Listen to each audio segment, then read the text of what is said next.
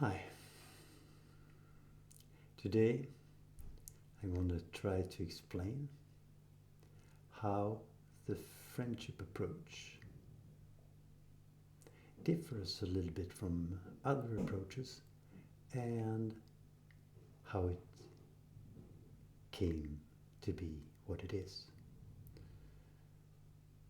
So it started really earlier than 2001, but 5th of January 2001, I was attending an enlightenment intensive with Harry Eriksson. And on the 5th of January,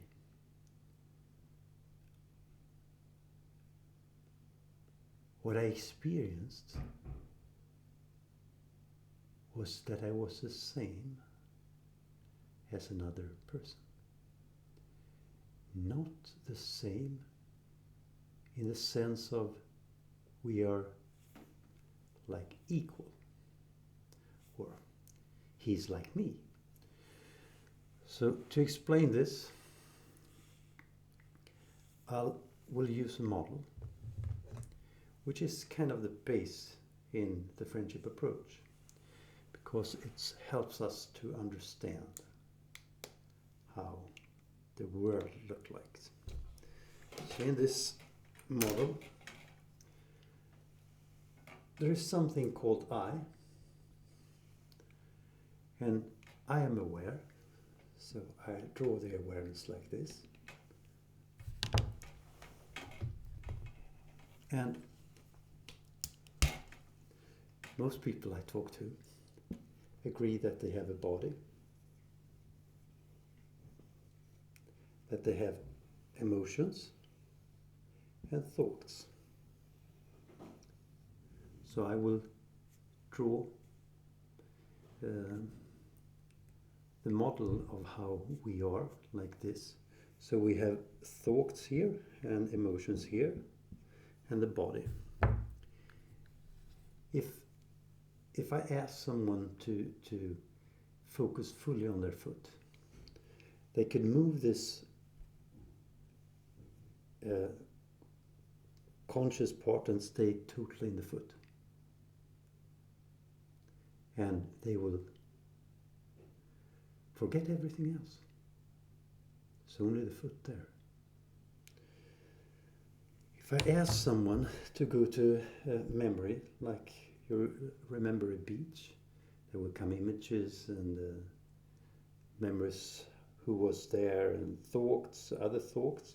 The thought is, and then it will come emotions like, oh, it's nice day. And with those emotions, there will come bodily sensations.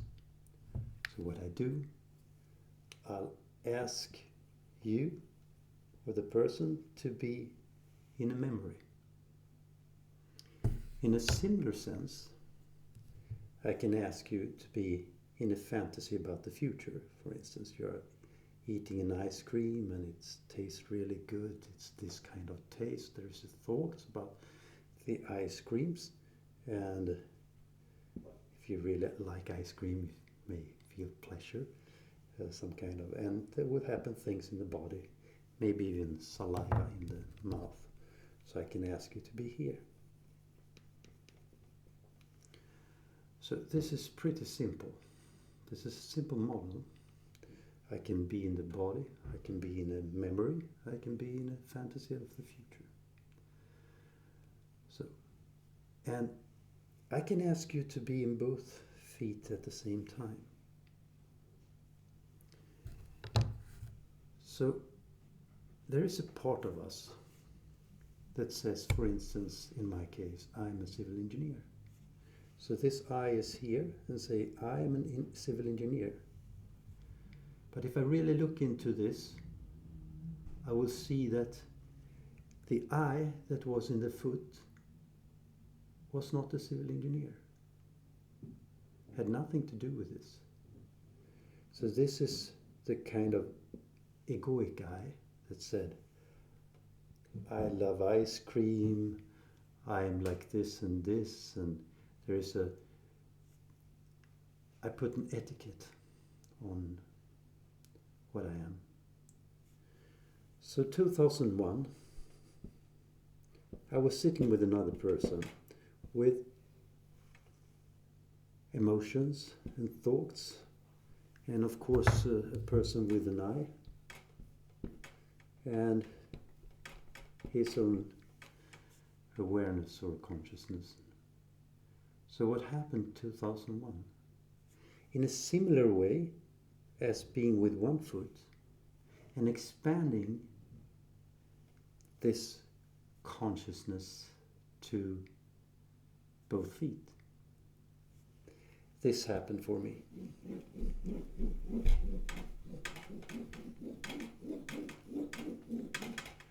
This means that I was not longer shell.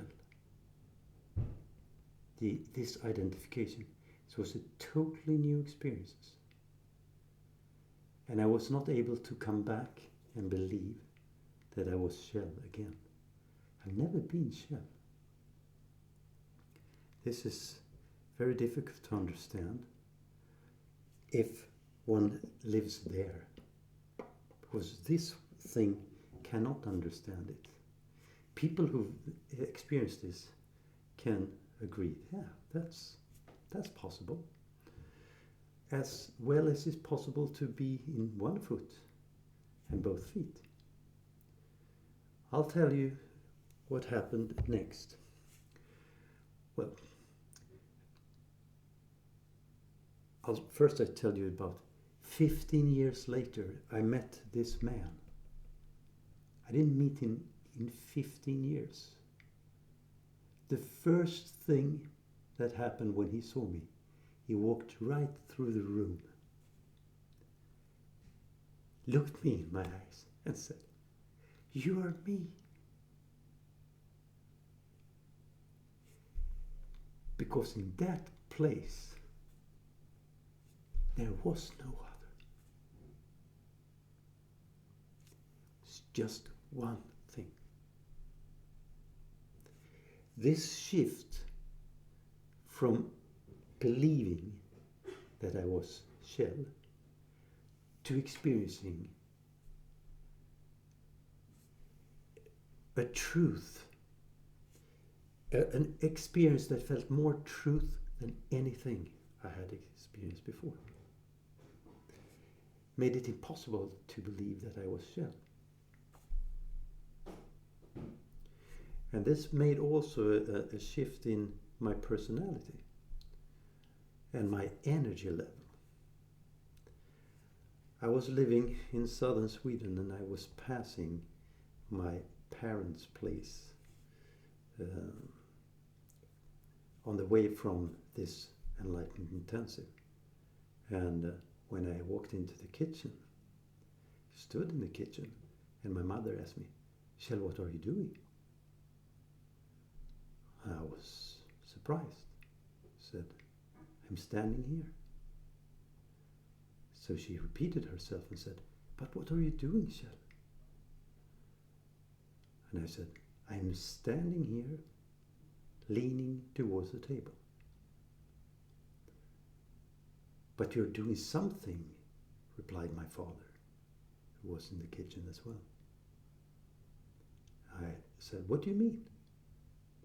"You feel so good." I didn't know that the shift was due to this direct experience. So I just said, "Well, I'm doing yoga." In 2001, yoga was not that popular. So they say, "What is yoga?" I said, "It's like stretching." And both of them said, "Teach us." So we directly walked into the living room and I taught them yoga. So there was a lot of other stuff that happened. But one of the basic things in the friendship approach is the realization that there is just one thing going on. There is nothing separate. Those parts believe that they are separate.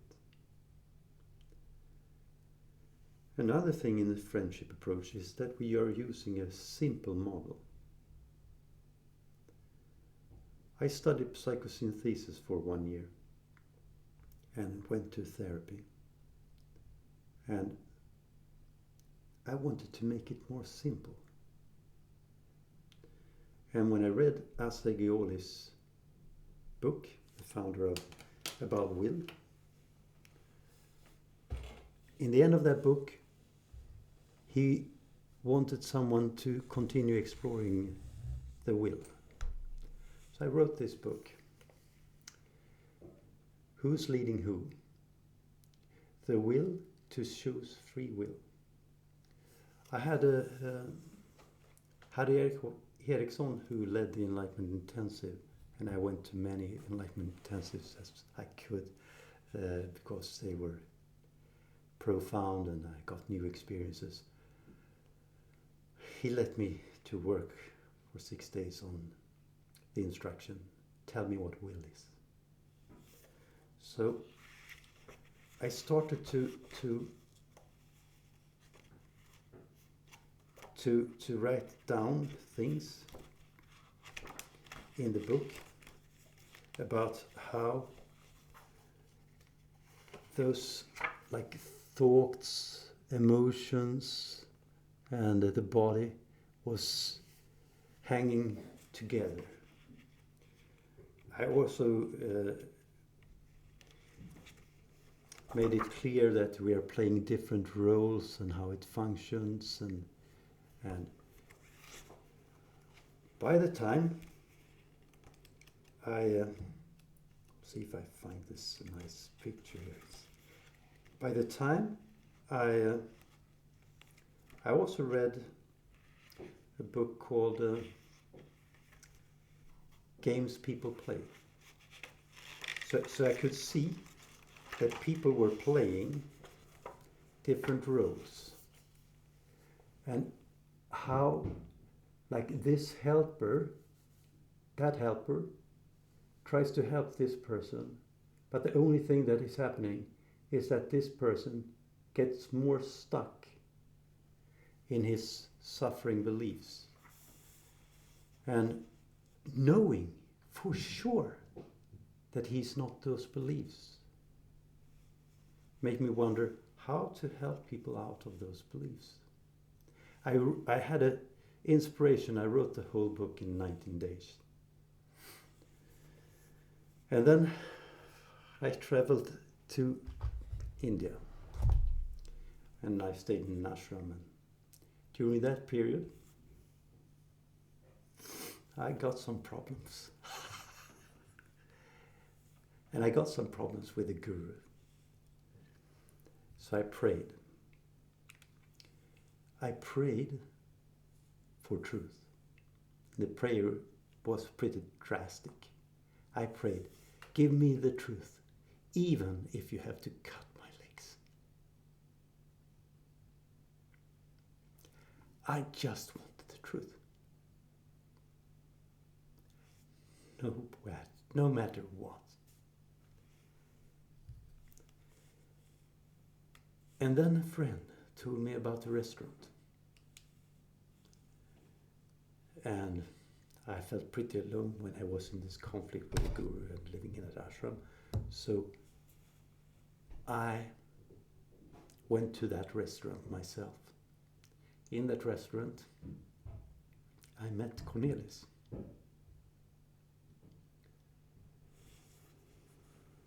And there was just one table and with people, and I was really alone. So I walked to that table and I asked to sit, and Cornelis took out the chair and, yes, please sit here. And after a couple of minutes, he told me about my life and said that you have those kind of passions in your life may be because you have experienced this and this. And I was just astonished, like, wow. So Cornelis said, or something else. Cornelis talked a lot about friendship. And the friendship was not to be friendship, to get friends. It was just to be friendship, because it's nice to be friendship. And he showed that. And in his friendship, as I experienced it, he helped me to look at many of those. So one day I came to him and told him everything about how this guru manipulated people. And my friend was listening, maybe nearly for 2 hours, until I've told everything here. If he hadn't waited and said, "Stop, Kjell, the guru is good," or something like that, then I would start to defend my story and make it even stronger. But he knew this.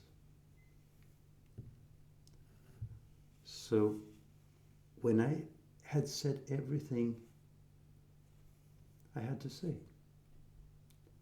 he leaned forward and told me, "Interesting, Kjell, but even more interesting is how you manipulate people."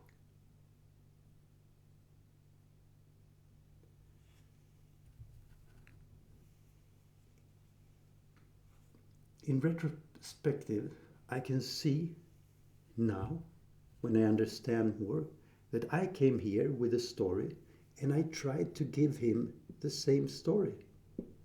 I wanted to manipulate him to think the same thing as I did. Like the normal friendship thing. We're friends with people who thinks like us.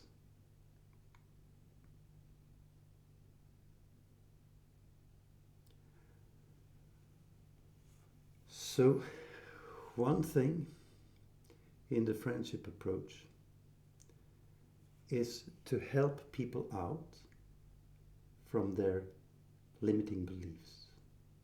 And we can do that in many different ways. And to see the whole picture.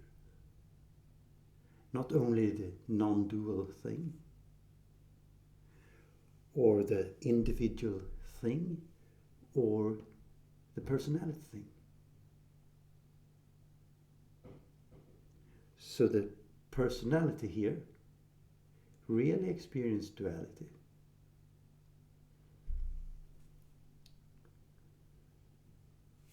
Even though I had this realization and saw that I've never been Kjell, I still had patterns. I decided to change those patterns. So I decided to do something with the thinking. So I was writing every day for 7 years. Emotions, so I did breathing exercise to get contact with the emotional levels every day for 7 years. And physical exercises for getting contact with the body. I did some of those physical exercises, and it's such a deep level. So I could re-experience patterns and memories in such a way so those disappeared. Some patterns disappeared just because of the embodiment. So therefore, embodiment is also a big part of the friendship approach. And of course, self-inquiry is a big part. of the friendship approach. I did an education that was based pretty much on non-violent communication. And I saw that the non-violent communication is actually a method for two stories to talk to each other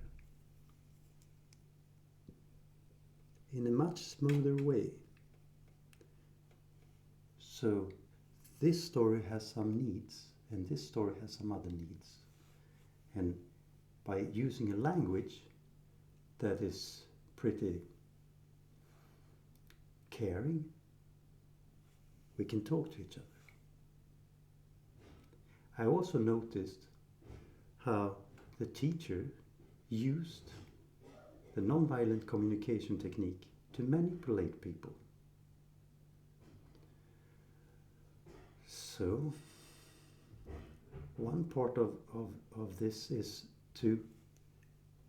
of the friendship approach is both to see this, that I can use non-violent communication. I can use different kind of concepts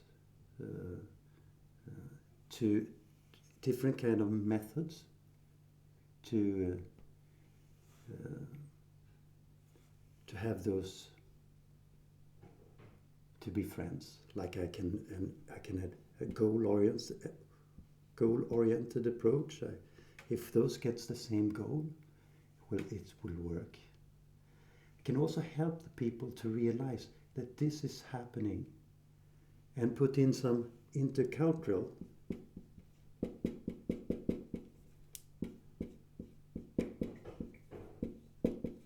understanding. So I studied intercultural communication, intercultural conflict resolution and different things like that.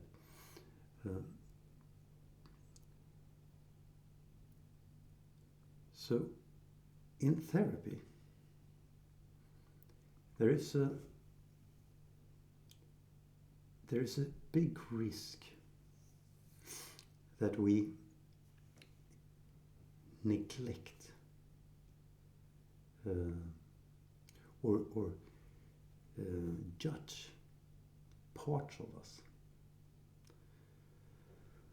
And Cornelius, he never judged me, even if I did a lot of stupid things, and even if I judged others and had a lot of things to work with myself.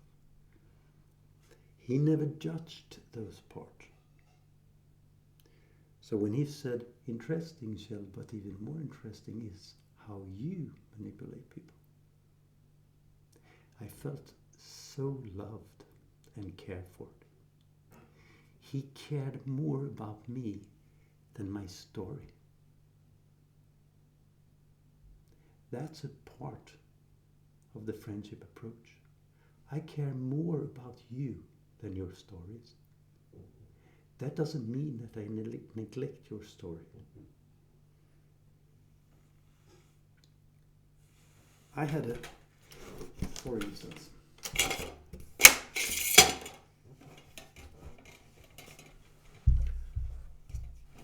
I had a person telling me that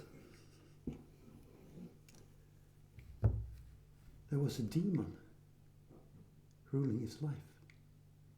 He had an internal voice that told him what to do.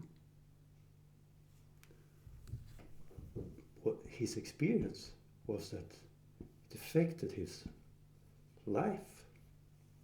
And this had a lot of power.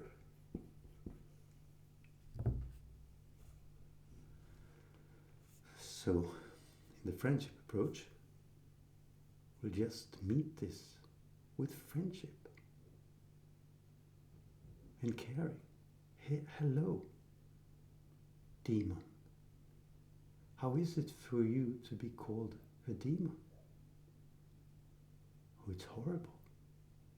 Yeah, of course it's horrible. How long time have you been here? Well, I've been here since this man was 4 years old. And we start to talk with this demon, and all of a sudden this man realized, oh, if the man had a name Bob, all of a sudden he called the demon Small Bob. And there was a totally different conversation. And there was a relaxation. And this part of the psyche could rest. So in the friendship approach, there are more layers. So there are parts when the trauma starts. It could be like, for instance, someone got sexually abused. And when the person gets sexually abused, the person comes into this is total horror, fear. The person has no power at all. So the person has no power at all. So, powerless.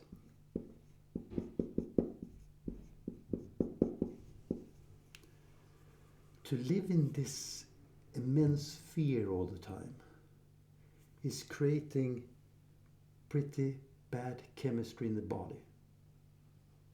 Some people call this the psychological immune system. I cannot live there. So this person will create a fantasy that he has power.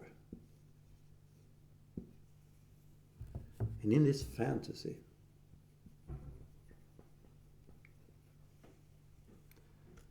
he has a lot of power. So when this person walked around in his life and he was thinking about, if someone comes to me and try to rape me, I will kill him. And I'm stronger and I'll do things to fight him, and all the stuff, I will put out his eyes and bite him, or whatever. It's like, but this was a constant thing going on for this man. So I know this man, and once this man went to a retreat with Bengt Stern, and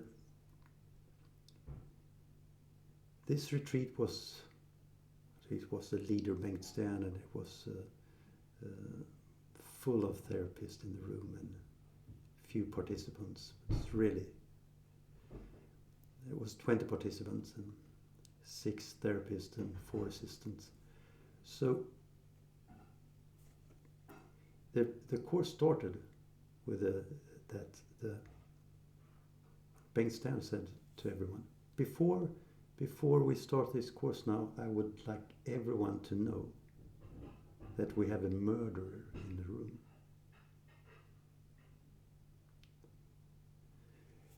And what he was pointing on this. This was willing to kill. But the man in this man had never killed anyone.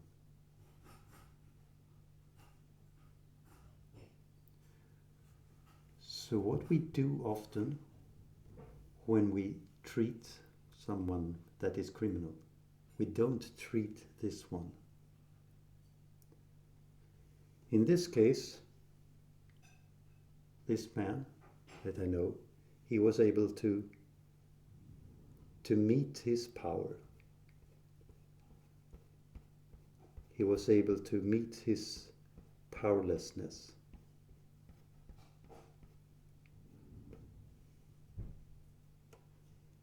And the mind gets more silent.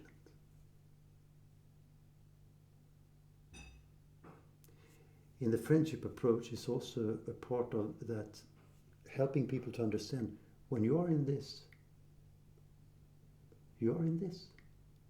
And you cannot think outside this. And there is a spiritual idea that you choose everything. As if you could choose unconsciousness. If I was bitten by dogs when I was a child several times, or frightened, someone said that dogs are really dangerous, then if it comes a dog into this room,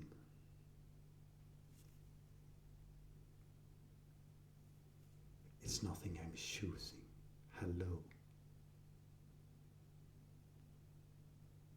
Nothing this I am choosing. And most people are living here. It's not a choice there. I worked with kids with drug problems. And most of them thought they were unnormal. They didn't have high thoughts about themselves. When I told them, well, you're totally normal. I said, no. Well, it's normal to be as you are with your background. And I help them to understand this. I help them to meditate. So friendship approach has a lot of different angles, but it comes from a non-dual understanding. It also comes from an understanding that there is dualism as an experience. It also comes from an understanding about a lot of deep psychological levels. It comes from an understanding of friendship, that if you meet those with friendship, they will open and explain. If you meet yourself with,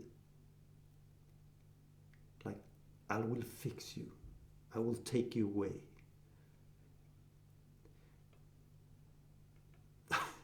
it creates a lot of problems.